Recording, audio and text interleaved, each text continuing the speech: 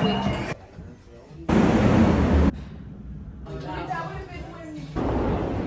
guys, it's Graham. Today's video is two parts. The first is a vlog in New York City, and then the second is going to be pickups. It would mean a lot if you could like the video and subscribe to it. It helps me as a small creator grow and gain a bigger audience and sort of put my content out to more people. And yeah, with that being said, let's get into it. So starting off with Drake's, it's just a nice store to pop into and see the product layout, look at the different presentations, the new collaborations. I think it's one of those interesting brands because it's definitely a heritage, very menswear-y, formal wear sort of vibe to it, but at the same time they do pretty playful collaborations such as those with Yucatan and Chamula. And yeah, I think that sometimes maybe you'll find something you like here, but it's always nice to pop in.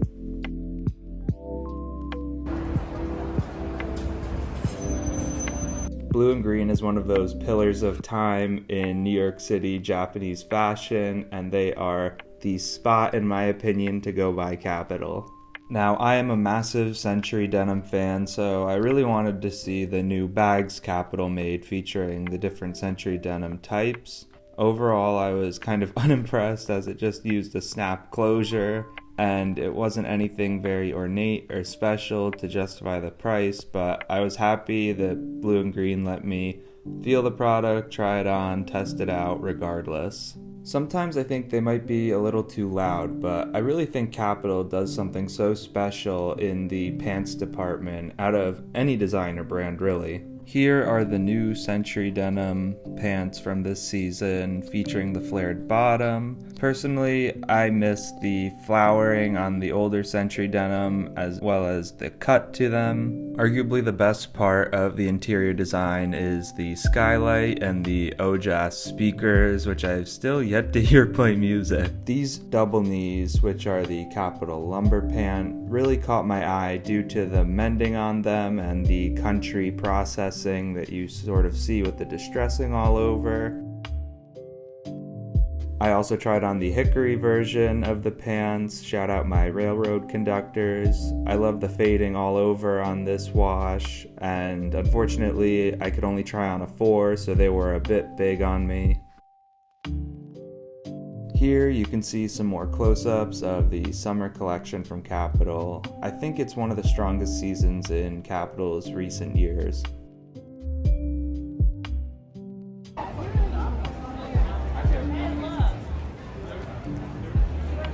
So the whole reason we went into the city actually was because my mom managed to get a reservation to Sadelle's, which is a brunch spot in SoHo. We kind of just ordered everything on the menu: the lox, the white fish salad, the French toast, the grilled cheese. So I was a bit of an iPad kid watching the Champions League final. Are you surprised City won? Let me know in the comments. For the what? For Lulu's party. I didn't know there was a dress right next to it.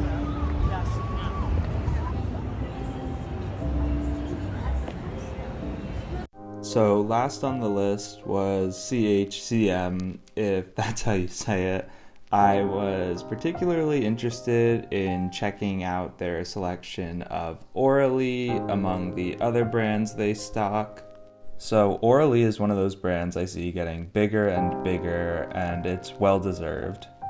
Their construction techniques and the fabrics that they source have the same obsessiveness and meticulous nature that Visvim has. I think it's one of those brands that you really need to feel in person to understand and differentiate what they're doing from other companies. And yeah, I'd really like to pick up something from them in the future as I start to get more into the brand. I just think they are a brand that's really easy to wear sort of formally, to work or whatever, but also holds a lot of the same values that I tend to gravitate towards.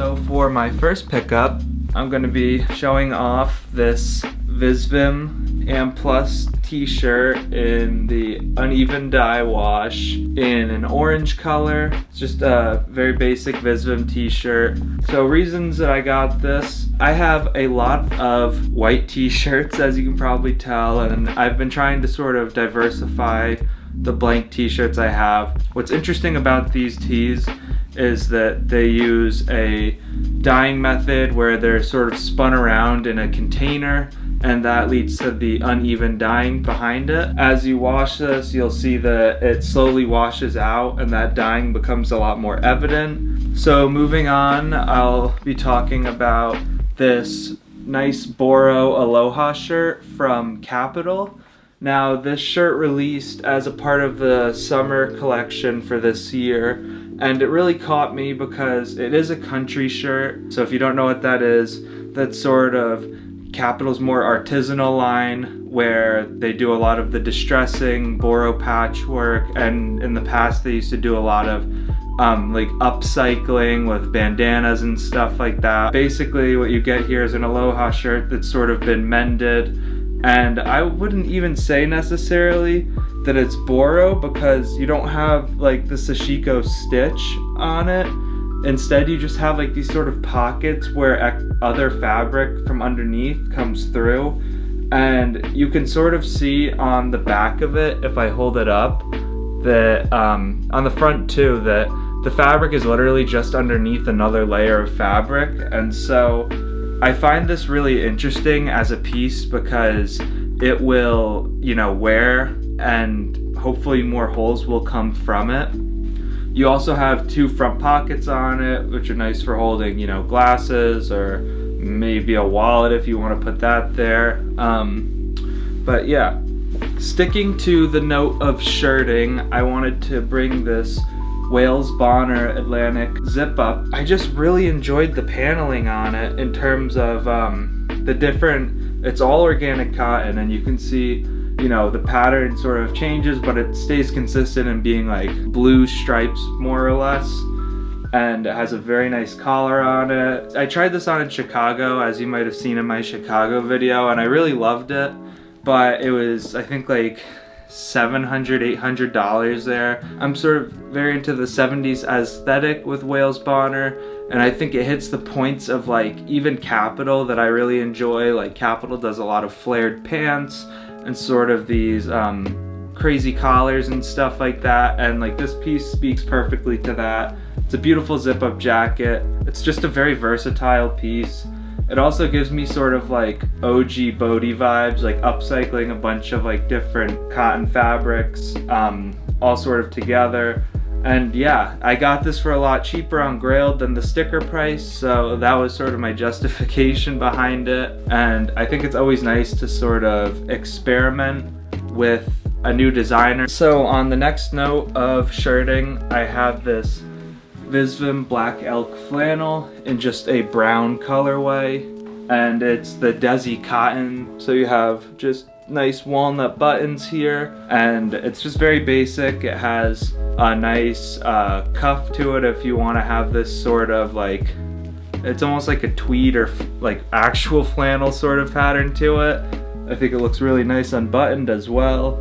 And then on the back you've got the signature Visvim stitch, but you've got nice double pockets in the front, and surprisingly it does work pretty well in the summer. I've worn this to work a couple times already. I think that's where it comes in really handy. I can just wear this to work and it's not a big deal. It's not doing a lot. Next on the list of Visvim pieces is the Tesota Volk boot. They're Visvim's contrary department take on combat boots. Definitely like more recent combat boots. Basically, it's like an all suede upper with the vulcanized rubber toe that the Skagways have as well, the G-Patent Skagways. And you can see the bottom, I've worn them a fair bit already. I actually have had some sort of like uncomfortable moments with this where I've almost gotten a blister at the end of the day from wearing them. I'm not sure why, but I also think that it's potentially getting better as the break-in process goes on. I really enjoy, honestly, more than anything, the suede feels very premium, but the shoelaces, man, like, I don't know what it is, but they're sort of very tough shoelaces, and they have like this premium feel to them, which seems crazy to say, but they even have a like metal aglets to them. They just feel very industrious, and so you definitely feel sick when you're wearing these boots. I haven't had the tuck into them yet. I've just sort of like worn them with pants going over, and yeah, that's like all there is to them. I highly recommend them. I think it's honestly like the most slept on Visvim silhouette that they make. Moving on, you may have seen this guy in my Chicago video. It is the Visvim Am Plus 3/4 cut sweatshirt in the Crash edition of it. And so what you get is a bunch of distressing with that. The nice thing about this was that it was so on sale at St. Alfred's somehow that it basically matched Japanese retailer. It might have been even underneath that. What you get is the sort of trademark Am Plus cut, which is Visvim's boxy, cropped. Everything I own is either the SB, which is cropped, or the Am Plus, which is cropped by nature. It sort of just gives me like this nice hybrid between a Kapital big tee and then like a nice gray loop wheel sweatshirt. And it is the spring version, so it just has like a nice French terry inside to it. Also, just looking at the sleeves, because I think that's like the most important part. As you can see here, it actually is hemmed. It's not like they left a raw edge on it. Next up, I got these OrSlow fatigue shorts. The shorts are pretty expensive at retail. I think they're like 200 bucks. I got them on sale down to, I want to say 120 maybe, 130. And I think that's like very appropriate for a well-made pair of shorts that are gonna last you an incredibly long time. And you can wear them to formal events, you can dress them down. As you saw in the New York City portion of this video, wore them just then and there and they looked great, but you can also just sort of throw them on with like a button down and wear them to a fancy dinner.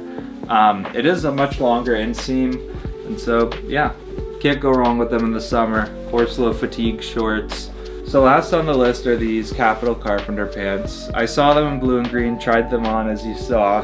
I couldn't really say no to them. They fit me perfectly, and I had squirreled away some money for that trip to the city, shopping with my girlfriend, my family. You know, if the girlfriend thinks they look good, if you think they look good, it's definitely more of an influence to buy. What really drew me to them, and this is the ecru colorway of their lumber carpenter pant, double knees, whatever you want to call it. You see the sort of quilted double knee right there, but you can see this distressing all over it, which I want to say is new for Kapital carpenter pants. And you have purples, you have grays, like this salmon color here, and I think it all complements like the nice contrast stitch. I saw these and I had never even seen the mending that they had done, but they're country, so it has that sort of like country distressing to it, like the Aloha shirt. And you can sort of see that theme with me and Kapital Country, where I really enjoy the sort of more manual processes that Kapital does. That there's like a methodology behind, and there's thought behind, you know, where do I put the stitches? Where do I put the distressing? I think it gives the garment an extra layer of character, and that's kind of what led me to pull the trigger on these. They do size 1 through 4, and I got a 3 with my waist being a 34. And this sort of gave me that vibe where I wasn't just buying a pair of expensive carpenter pants, which certainly have their craftsmanship on their own, but just getting that extra level of detail in the mending and the holes that get repaired and so on and so forth. Ultimately, I think it adds a really unique spin to my wardrobe. And so yeah, thank you so much for watching the video. If you enjoyed it, please make sure and drop a like and subscribe if you haven't already. Also, drop a comment and let me know what your favorite pickup was and what your favorite store was that I went to. I plan on making more videos in the city as the summer goes on. And yeah, see you in the next one.